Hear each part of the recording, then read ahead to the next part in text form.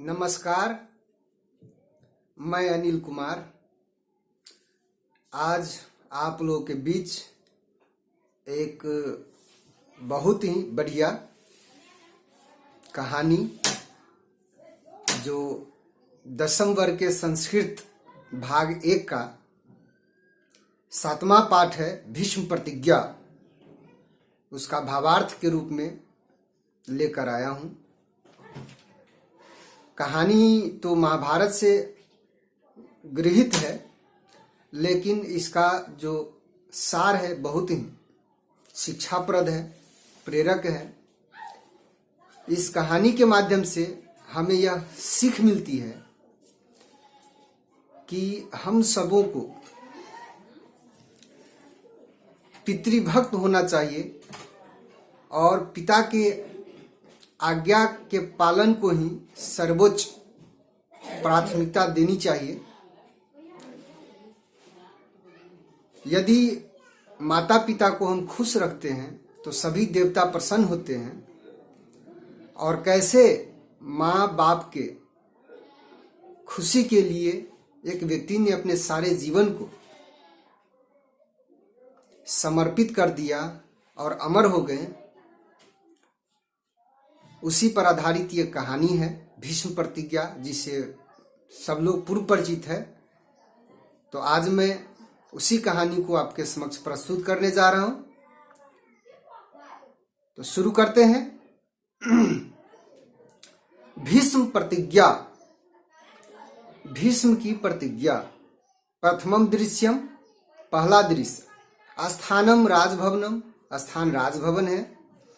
उदासीनः चिंता निमग्नः च देवव्रतः प्रविशति, उदासीन और चिंता में डूबे हुए देवव्रत प्रवेश करते हैं। देवव्रतः, देवव्रत स्वगतम, अपने आप से, मन ही मन। अहो न जाने केन कारणेन अद्य मे पितृचरणाः चिंताकुला उदासीनाः च विलोक्यन्ते। अरे पता नहीं किस कारण से आज मेरे पिता के चरण चिंताकुल, उदास दिखाई पड़ते हैं। किम तेषां काचित् शारीरिकी पीड़ा अथवा किमपि मानसिकम कष्टम वर्तते। क्या उन्हें कोई शारीरिक पीड़ा है या फिर कुछ मानसिक कष्ट है। तत् अमात्य समीपे गत्वा पितु शोक कारणम पृच्छामि। इसीलिए अमात्य माने होता मंत्री, मंत्री जी के नजदीक जाकर पिताजी के शोक का कारण पूछता हूं। पितु चिंताया अपनयनम तस्य प्रसादनम च पुत्रस्य प्रधानम कर्तव्यम भवति। पिताजी के चिंता को दूर करना एवं उन्हें प्रसन्न करना बेटा का प्रधान कर्तव्य होता है, परम कर्तव्य होता है। पिता स्वर्ग पिता धर्म पिता ही परमम तपः। पिता स्वर्ग है, पिता धर्म है और पिता ही परम तप है। पितरी प्रीतिम आपन्ने प्रियन्ते सर्वदेवता। पिता में प्रीति होने पर सभी देवी देवता, सभी देवतागण प्रसन्न होते हैं। धिक्तम सूतम यह पितरी इप्सितार्थम क्षमोपि सह न प्रतिपादयेत। यह धिकार है वह पुत्र जो पिता की इच्छा को सामर्थ्यवान होते हुए भी वैसा प्रतिपादित नहीं करता है। जो मतलब जो पुत्र सामर्थ्यवान है और पिता की इच्छा को पूरा नहीं कर पाता है, नहीं कर सकता है, धिकार है उस पुत्र पर। जातेन कीमतेन सुतेन कामम। वैसे पुत्र को जन्म लेने से क्या फायदा। पितुर्न चिंता ही समुद्रेद यह। जो अपने पिता की चिंता को दूर नहीं करता है, अपने पिता को चिंता से मुक्त नहीं करता है ना। द्वितीयम दृश्यम, दूसरा दृश्य। स्थानम अमात्य भवनम, स्थान है अमात्य भवन। मंत्री जी का घर। अमात्य जी आयांतम भीष्मम दृष्ट्वा, भीष्म को आते हुए देखकर, अहो राजकुमार देवव्रत, अरे राजकुमार देवव्रत, आगम्यताम आइए, अलंक्रियताम आसनम इदम, इस आसन को अलंकृत करें, अर्थात इस आसन की शोभा बढ़ाइए। देवव्रतः प्रणम्य उपविष्टि, देवव्रत प्रणाम करके बैठते हैं। राजकुमार कुतो नाम एतस्मिन् असमये अत्र आगमनम भवतः, हे राजकुमार क्या बात है, इस असमय में आपके आने का क्या कारण है?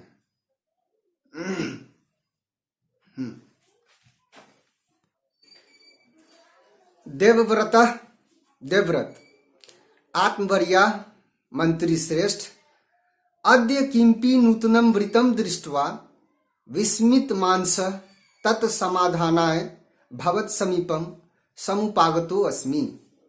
आज कुछ नई बात देखकर विस्मित मन से उसके समाधान के लिए आपके समीप उपस्थित हुआ हूं।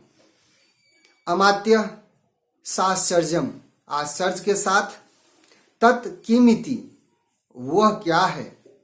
देवव्रत विद्यमानेषु अपि समस्तेषु सुख साधनेषु न जाने अद्य केन हेतुना मम पितृपादाः दुखिताः चिंताकुल चेतसः च प्रतीयन्ते। सभी प्रकार के सुख और साधनों के विद्यमान होने के बावजूद भी पता नहीं आज किस कारण से मेरे पिताजी के चरण दुखी और मन चिंताकुल दिखाई पड़ता है। तदेतस्य कारणम अहम ज्ञातुम इच्छामि, इसलिए उसका कारण मैं जानना चाहता हूं। ज्ञात्वा च तस्य प्रतिकारम कर्तुम इच्छामि, और कारण जानकर उसका निवारण करना चाहता हूं। अमात्य मंत्री उचितम एव एतत् भवादृशानाम आर्यपुत्राणाम, आप जैसे आर्यपुत्रों के लिए यह उचित ही है। देवव्रत तद यदि भवन्तः एतस्य कारणम जानन्ति, तो यदि आप इसका कारण जानते हैं तर्हि तत्प्रकाशनेन अनुग्रहीतव्यो अस्मि, तो उसे प्रकाशित करने हेतु प्रार्थना करता हूं, अनुग्रह करता हूं। अमात्य राजकुमार, हे राजकुमार, बाढ़म जानामि, सही जानता हूं। एतस्य कारणम तु आर्यपुत्र एव अस्ति, इसका कारण तो आर्यपुत्र ही है। देवव्रत साश्चर्यम, आश्चर्य के साथ, अहम एव कारणम, मैं ही कारण हूं। हा धिक्कार है। तत्कथमिव, वो कैसे? अस्पष्टम निगद्यताम, स्पष्ट करिए, स्पष्ट बताइए। अमात्य राजकुमार, हे राजकुमार, एकस्मिन् दिने महाराज वनाविहार खेलायाम यमुना नदी तीरे परिभ्रमति स्म। एक दिन महाराज वन विहार खेल में यमुना नदी तीर के तट पर घूम रहे थे। तदानीम दुरात एव, उसी समय दूर से ही, स्वशरीर सुगंधेन निखलम अपि वनम सुवासयन्ती, अपने शरीर के सुगंध से संपूर्ण वन को सुभाषित करती हुई एका सत्यवती नामनी परम सुंदरी, एक सत्यवती नाम की परम सुंदरी धीवर राज कन्या, धीवर राज की पुत्री, तस्य अकस्मात दृष्टि पथम गता, अचानक उनके नजर में गई। ततः तस्याः अद्भुतेन रूपेण, इसके बाद उसके अद्भुत रूप से, विस्मयजनकेन सुगंधेन च, और विस्मयजनक सुगंध से, मुग्धो महाराज, मुग्ध होकर महाराज, तया सह विवाहम कर्तुम, उसके साथ विवाह करने की कामना से, तस्याः पितरम अयाचत, कामना करते हुए उसके पिता से कहा। देवव्रत, ततः ते किम कथितम, उसके बाद उन्होंने क्या कहा। अमात्य, ततः तेन कथितम, उसके बाद उन्होंने कहा। महाराज, हे महाराज, ईदृशा संबंध कस अप्रियो भविष्यति, इस प्रकार का संबंध, ऐसा संबंध किसको अप्रिय लगेगा, परंतु लेकिन अहम भवता सह सत्वत्याः तदै विवाहम करिष्यामि, लेकिन मैं आपके साथ सत्यवती का विवाह तब ही करूंगा, यदा भवत अनंतरम, जब आपके बाद, अस्याः ए पुत्रो राजा भविष्यति, इसका ही पुत्र राजा बनेगा। इति भवान प्रतिज्ञाम कुर्यात्, ऐसा आप प्रतिज्ञा करिए। देवव्रत, ततो महाराज किम अवोचत, इसके बाद महाराज ने क्या कहा। अमात्य, ततो महाराज किमपि उत्तरम न दत्तवान, इसके बाद महाराज ने कोई जवाब नहीं दिया। ततः च आगत्य, उसके बाद आकर, कथम ज्येष्ठम पुत्रम विहाय, कैसे बड़े पुत्र को छोड़कर, सत्यवती सुताय राज्यम देयम, सत्यवती के पुत्र को राज दे दूं। प्रतिज्ञा अभावे च, और इस प्रतिज्ञा के अभाव में, कथम सत्यवती लभ्यते, कैसे सत्यवती को प्राप्त कर सकता हूं। इत्येव, यह ही अहर्निशम चिंतयति, दिन रात सोचते हैं। इदम एवं तस् चिंताया दुखस च कारणम वर्तते, यह ही उनके चिंता और दुख का कारण है। देवव्रत, महामात्य, महामंत्री जी, यदि एतावत मात्रम एव कारणम वर्तते, यदि इतना ही कारण है, तर्हि सर्वथा अकिंचित करम एतत्, तब तो बिल्कुल ही कुछ करना नहीं है। इदानीम एव अहम तस् अपनयनाय उपायम करोति, इसी समय मैं उसे दूर करने का उपाय करता हूं। प्रणम्य निष्क्रांत, प्रणाम करके चले जाते हैं। तृतीयम दृश्यम, तीसरा दृश्य, वने धीवराजस समीपे देवव्रतस्य गमनम भवति, वन में धीवराज के समीप देवव्रत का गमन होता है, उनके पास जाते हैं। धीवरा जल निरीक्षण परायण तिष्ठति, धीवराज जल निरीक्षण में व्यस्त रहते हैं। धीवरा देवव्रतम दृष्ट्वा स्वगतम, देवव्रत को देखकर अपने आप से, अहो तेजस्विता अस्य कुमारस, इस कुमार की तेजस्विता धन्य है। प्रकटम, खुलकर बोलते हुए, कुमार, हे कुमार, भवतः परिचयम आगमन कारणम च ज्ञातुमिच्छामि, आपका परिचय और आपके आने का कारण जानना चाहता हूं। देवव्रत, दासराज, हे दासराज, महाराजस्य संतनु प्रिय पुत्रो हम देवव्रत नामा, मैं महाराज संतनु का प्रिय पुत्र, मेरा नाम देवव्रत है।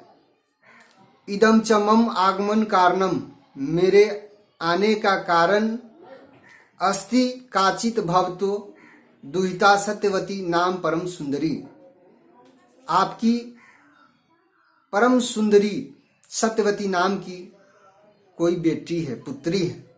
धीव्र, आम, अस्ति एका, हाँ एक है। देवव्रत, तया सह विवाहार्थम अस्माकं तात पादाः चिंताकुला सन्ति, उसके साथ विवाह करने के लिए मेरे पिता के चरण चिंतित हैं। तद भवान सत्यवती प्रदानेन महाराजं चिंता मुक्तं करोतु इति निवेदनं कर्तुम अहम भवतः समीपम उपागतो अस्मि। तो आप सत्यवती को प्रदान करके महाराज को चिंता मुक्त करे, यह निवेदन करने के लिए मैं आपके समीप उपस्थित हुआ। धीवर महाराज कुमार, धीवर हे महाराज कुमार, भवतः पितुः चिंताया अपनयनस् उपायस्तु भवतामेव हस्ते वर्तते। आपके पिताजी के चिंता को निवारण करने का उपाय तो आपके ही हाथ में है। देवव्रत तत् कथमिव, देवव्रत वो कैसे, किस प्रकार से? धीवर यतो ही महाराज संतनो पश्चात सत्यवती पुत्र एव यदा राज्याधिकारी भविष्यति तदैव अहम तस्या महाराजेन सह विवाहम करिष्यामि। यही कि महाराज संतनु के बाद सत्यवती का पुत्र ही जब राज्य अधिकारी होगा तब ही मैं उसका विवाह महाराज के साथ करूंगा। इति में प्रतिज्ञा अस्ति, यह मेरा प्रतिज्ञा है। भवन्तः च महाराजस्य ज्येष्ठ पुत्रा इति धर्मतः एव राज्याधिकारिणः, और आप महाराज के ज्येष्ठ पुत्र हैं, धर्म के अनुसार आप ही राजाधिकारी हैं। तत् कथम अहम सत्यवती पुत्रस्य राजलाभम संभावयामि, तो फिर कैसे मैं समझूं कि सत्यवती के पुत्र को राज्य लाभ मिलेगा। इयम एव सत्यवती प्रदाने महती बाधा अस्ति, यही सत्यवती को प्रदान करने में बहुत बड़ी बाधा है। देवव्रत, देवव्रत सदाढ़ दृढ़ स्वर में, दासराज हे दासराज, इयम काचित बाधा न अस्ति, यह कोई बाधा नहीं है। भवतः प्रतिज्ञा पूर्णाय अहम बद्ध परिकरो अस्मि, आपके प्रतिज्ञा को पूरा करने के लिए मैं प्रतिबद्ध हूं, संकल्पबद्ध हूं।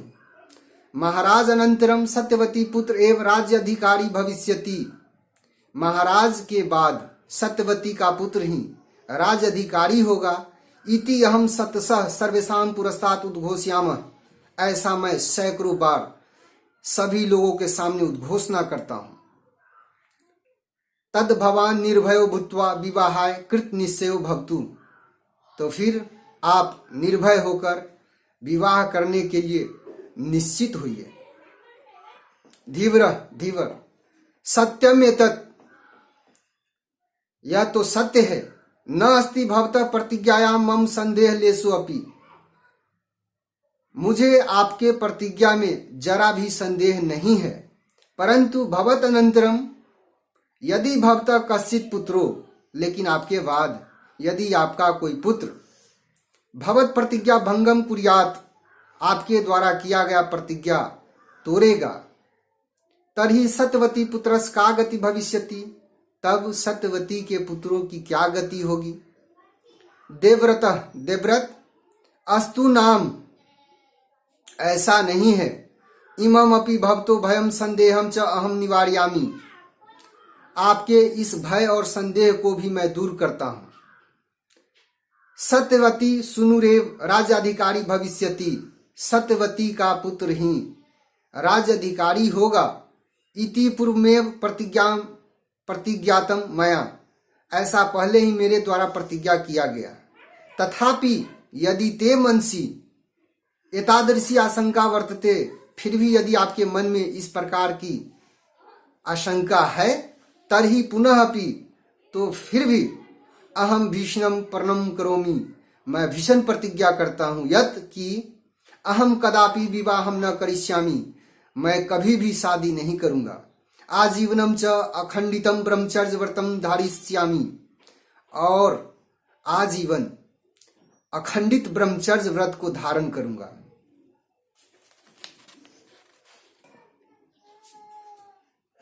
अद्य प्रभृति मे दास ब्रह्मचर्यम भविष्यति अपुत्रस्य अपि मे लोका भविष्यन्ति यया दिवि।